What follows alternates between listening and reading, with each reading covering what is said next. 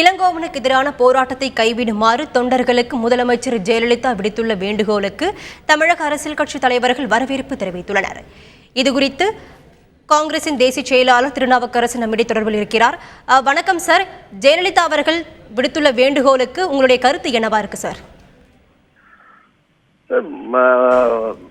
சட்டம் ஒழுங்கை நிலைநாட்டுகிற விதத்திலேயும் பொதுமக்களுடைய நலன், பொதுமக்கள் அவதிக்கு ஆளாகாமல் சிரமப்படாமல் இருக்கிற விதத்திலேயும் அதிமுகவினர் தொடர்ந்து பல நாட்களாக நடத்தி வந்த போராட்டத்தை அதிமுகவுடைய பொதுச்செயலாளர்ங்கிற முறையிலேயும் முதலமைச்சர்ங்கிற முறையிலேயும் முதலமைச்சர் அதை நிறுத்த கோரி அறிவித்திருப்பது வரவேற்புக்குரியது. நன்றி. நேற்று அந்த மாதிரி அதை போதும், ஒரு வாரம் நடத்திட்டாங்க, நிறுத்துங்க.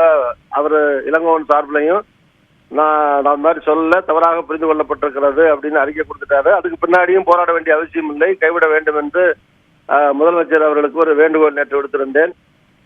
எப்படியோ இன்றைக்கு அது போராட்டம் நிறுத்தப்பட்டிருக்கிறது, வரவேற்புக்குரியது. நன்றி, முதலமைச்சருக்கு நன்றி.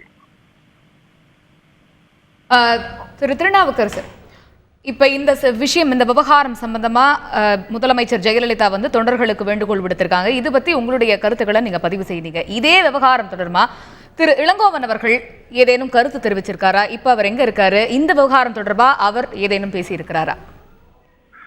இல்ல, அது அவரு தெரியல. நீங்க அவரோட தான் தொடர்பு கொண்டு கேட்கணும். அவர் எங்க இருக்காருன்னு எனக்கு தெரியாது. அது இங்க சென்னையில இல்ல, எங்காவது வெளியே வேலை விஷயமா எங்காவது வெளியே இருக்கலாம். அவர் இதை பத்தி அவர் எதுவும் கருத்து சொல்றாரான்னு எனக்கு தெரியாது. இது என்னுடைய கருத்தை நான் சொல்லியிருக்கேன். பொதுவாக அந்த பிரச்சனைகள் மூலமா மக்களுக்கு இடையூறுகள் தானே, அது இல்லாம முதலமைச்சர் நிறுத்தி இருக்கிறது நல்லது, வரவேற்புக்குரியது. நன்றின்னு சொல்லியிருக்கேன்.